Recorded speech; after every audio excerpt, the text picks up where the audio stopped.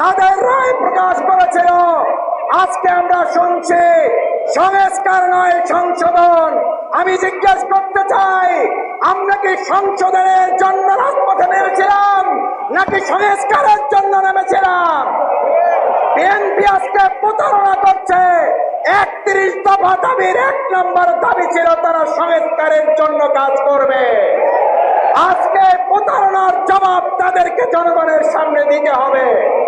সম্মানিত ভাই এবং বন্ধুগণ, আজকের এই সমাবেশ 11 দলীয় ঐক্যের সমাবেশ। বাংলাদেশ জামাত ইসলামীর সংগ্রামী নায়েবে আমির, সম্মানিত জাতীয় সংসদের এমপি জননেতা জনাব এটিএম আজহারুল ইসলাম আজকের এই সমাবেশের সভাপতিত্ব করবেন। জাতীয় নেতৃবৃন্দ, 11 দলের শীর্ষ নেতৃবৃন্দ বক্তব্য রাখবেন। এই বক্তব্যের মধ্য দিয়ে আমরা আশা করব শীর্ষ নেতৃবৃন্দ এমন কর্মসূচি আমাদেরকে ঘোষণা করবেন, যেই কর্মসূচির মধ্য দিয়ে বিএনপি তাদের ৩১ দফার ১ নম্বর দফা সংস্কার বাস্তবায়ন করতে বাধ্য হয়। সেই সংস্কার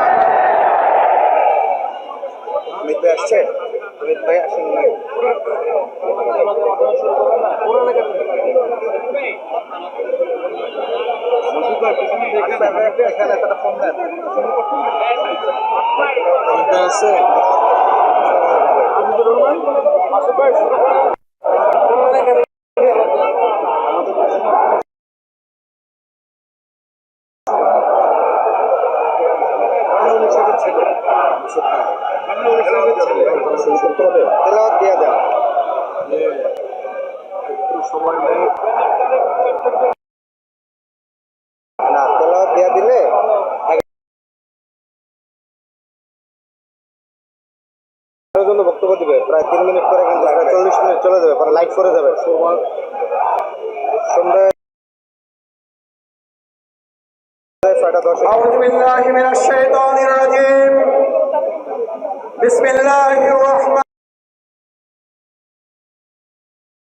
রহিম।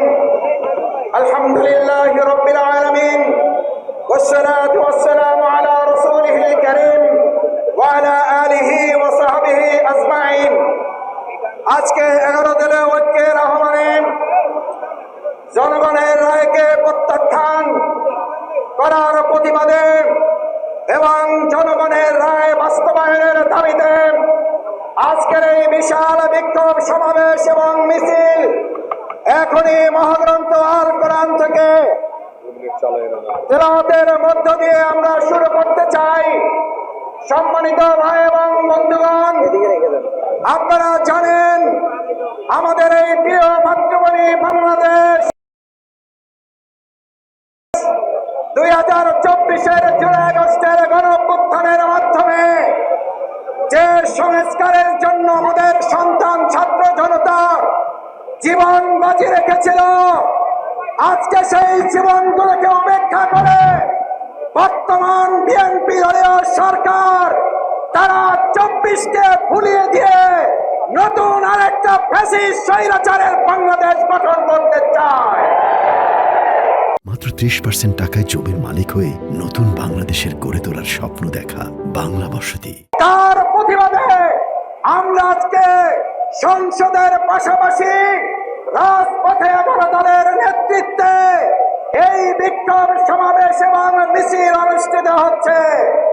আজকের এই বিক্ষোভ সমাবেশ এবং মিছিল মহাগ্রন্থ আল কোরআন